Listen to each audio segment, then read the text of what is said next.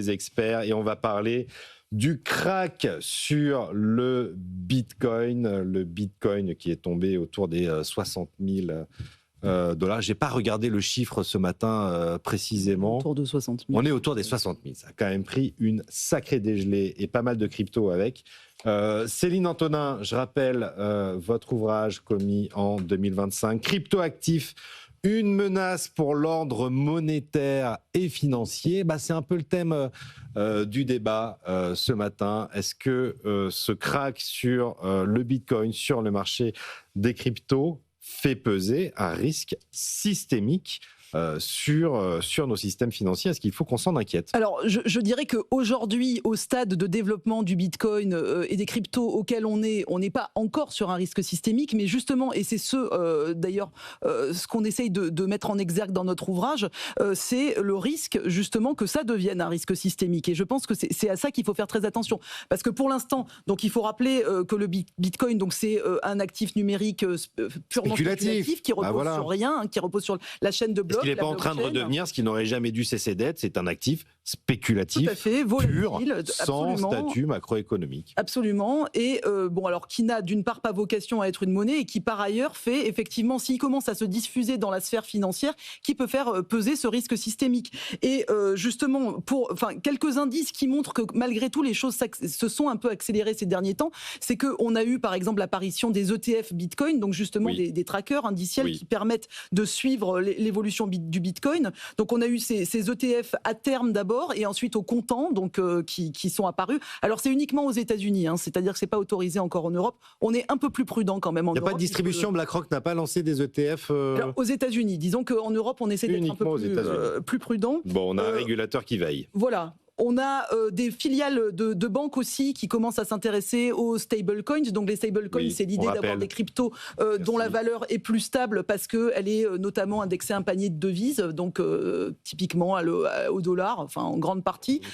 Et donc le développement s'est largement accéléré de ces stablecoins, des jetons indexés pour le dire en bon français, à la suite du Genius Act qui est passé aux États-Unis. De Donald Trump, effectivement, ce qui devient presque une monnaie de réserve pour les États-Unis qui prend la suite du dollar. Alors lui, en fait, il y a deux perspectives qui s'affrontent. Il y a celle d'une monnaie numérique de banque centrale qui est très poussée par la BCE, la BCE, et de l'autre, il y a l'idée des stablecoins. Pourquoi ? Parce que entre autres, ça va être une manière d'avoir une suprématie du dollar aussi, puisque, comme je disais, ces actifs vont être adossés au dollar en grande partie, donc avec des réserves en billets du trésor, en bons du trésor, etc. Donc et en dollars. Et donc c'est des produits dérivés du dollar, finalement. Voilà, alors sachant que la différence par rapport à des choses qu'on pourrait avoir plus fiables, c'est que ces réserves, vous n'en connaissez pas totalement la nature. C'est-à-dire que vous avez des grandes entreprises comme Tether ou Cycle, qui sont des grandes entreprises qui, en fait, ont des réserves. Alors ces réserves on est censé avoir un audit régulier, mais on a parfois des surprises. Et par exemple, en 2023, justement, Tether avait menti sur la constitution de ses réserves. Donc c'est pour dire que c'est une forme de privatisation de la monnaie, si vous voulez, par rapport à une banque centrale dont vous savez quand même à peu près le sérieux et la constitution des réserves. Là, vous vous en remettez à un opérateur privé qui est imparfaitement régulé et donc avec les risques que ça peut poser. Et donc ça pose ces risques justement de régulation qui est quand même très souple. Et peut-être un dernier point sur le fait que l'émergence de ces cryptos et notamment du Bitcoin a donné naissance à ce qu'on appelle la finance, la DeFi, donc justement la finance décentralisée, qui est en fait cette finance basée sur la chaîne de blocs et sur les contrats intelligents. Donc avec cette idée que vous n'avez plus en fait d'intermédiaire central, c'est-à-dire que tout se passe de pair à pair sur la chaîne de blocs, avec des effets de levier très importants, et c'est notamment ce qui explique le dévissage du Bitcoin aussi. Comme vous avez ces forts effets de levier en finance, ça permet d'avoir, ça peut faire des effets paniques. Et donc moi j'ai un peu peur qu'on ait à terme, si ce risque commence à se diffuser, comme je disais, il y a des filiales de banques américaines, européennes qui sont intéressées. Alors les activités pour l'instant sur les cryptos restent compartimentées dans à part, mais le risque, c'est qu'à un moment donné, on est un peu un savant mélange. On voit que c'est quand même de moins en moins étanche, effectivement. Et quand même, tout ce que vous me racontez, Céline Antonin, ce matin, me rappelle furieusement certains produits qu'on a connus en 2007-2008, alors un peu plus simple, parce que les CDO Square, voire Cube, etc., personne n'y comprenait plus rien. Mais ça ressemble quand même à l'émergence d'une sorte de shadow banking version crypto. Il y a un peu de... Oui. Tout à fait. non régulés, Tout à fait. Alors, dont on ne sait pas disons trop ce qu'il y a qu'on essaie derrière. de mettre en place une régulation. Il y a les règlements, MiCA en Europe, il y a eu le Genius Act justement aux États-Unis sur les stablecoins, mais c'est très compliqué parce que, comme je disais, par principe même, et c'est l'idée des cryptos qu'il faut avoir en tête, c'est que l'idée, c'est justement de sortir de ce système de contrôle par une autorité centrale et d'avoir un système purement de pair à pair et décentralisé. Donc, c'est aller à l'inverse d'une régulation possible. Donc, on voit bien qu'il y a une tension et le risque, c'est qu'effectivement, on voit réémerger quelque chose qui s'apparenterait à une crise des subprimes. Rappelons qu'en 2022, quand FTX... Donc pour vous, il y a possiblement risque, je veux dire l'effondrement du Bitcoin là, fait quand même peser un risque majeur sur la stabilité financière du système. Ça représente pas grand-chose pour l'instant par rapport à ce que représenterait la capitalisation boursière mondiale, par exemple. Voilà, on n'est rien sur les actions. On est à 2% du marché action aujourd'hui sur la capitalisation des cryptos. Donc non, mais si on continue à aller dans cette direction, c'est un risque qui n'est pas négligeable. Et rappelez-vous, donc même en 2023, quand on a eu la Silicon Valley Bank qui a fait faillite, on s'est quand même inquiété de savoir quelles étaient les expositions, etc. Ah oui. Donc plus on va dans cette direction et plus on prend un risque. Est-ce que les autorités ont eu raison, Lionel Rago, d'ouvrir la porte via les ETF, via la régulation, la reconnaissance implicite je partage le sentiment de ces cryptos. Vous maîtrisez beaucoup mieux que moi ces éléments. Après, vous savez, il y a un résultat. Est-ce qu'on maîtrise ce risque ? C'est un peu ça le sujet au fond. Non, on joue un peu aux apprentis sorciers. Non, là, donc alors, comme ça a été dit, c'est pas trop grave encore pour l'instant, parce que ça représente une... C'est des questions de volume. C'est ça. Donc c'est pas systémique encore, mais ça peut le devenir. Mais ce que je voulais juste dire, c'est qu'il y a un résultat qui est connu depuis des siècles en économie, c'est un des premiers résultats d'économie. La mauvaise monnaie chasse la bonne monnaie. Loi de Gresham. Exact, ça, la loi de Gresham. Donc, et on l'a retrouvé dans toutes les expériences. Et quelle est la définition d'une bonne monnaie Quelle est la définition d'une bonne monnaie en économie et d'une mauvaise monnaie ? Oui, et puis je dirais la confiance aussi. La confiance. Voilà. Sous-jacent, il n'y a pas de sous-jacent. Victor Lequillerier. Sur le Bitcoin, pour moi, il n'y a pas de sous-jacent. Et on a du mal à comprendre quels sont les drivers un peu de ces performances parce que justement, l'absence de sous-jacent n'offre pas de visibilité. Donc, par nature, ça ne peut être qu'un actif qui est volatile.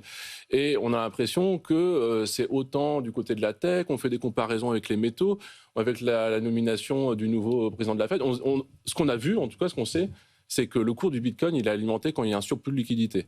Est-ce qu'on se dirige vers un surplus de liquidité en dollars dans les années à venir ? A priori, non. Donc, en principe, ça va générer beaucoup plus de volatilité. Avec notamment le resserrement du bilan de la Fed, effectivement, on va le voir de moins en moins, et la baisse du dollar, Est-ce que c'est systémique ? Moi, j'ai l'impression que ça ne l'est pas à ce stade, tant qu'il n'y a pas de contagion vers les stablecoins. Parce que alors là, ça aurait des répercussions terribles, parce que les émetteurs... Donc, c'est ça à surveiller ? Moi, je pense que c'est les émetteurs. La prochaine étape. Certes, il y a une interconnexion liée justement à ces ETF qui sont détenus, qui sont liés à des bitcoins et des crypto-actifs. Moi, je pense que le gros du risque, c'est que si justement, il y a une contagion vers ces stablecoins, et que là, en fait, comme on sait que les émetteurs détiennent des montants de plus en plus volumineux de titres de bons du Trésor américain, c'est que si jamais ils sont confrontés à des difficultés, ils liquident certaines de ces actifs, et que là, en fait, ça amène à une explosion des taux d'intérêt, notamment sur la partie longue de la courbe des taux aux États-Unis.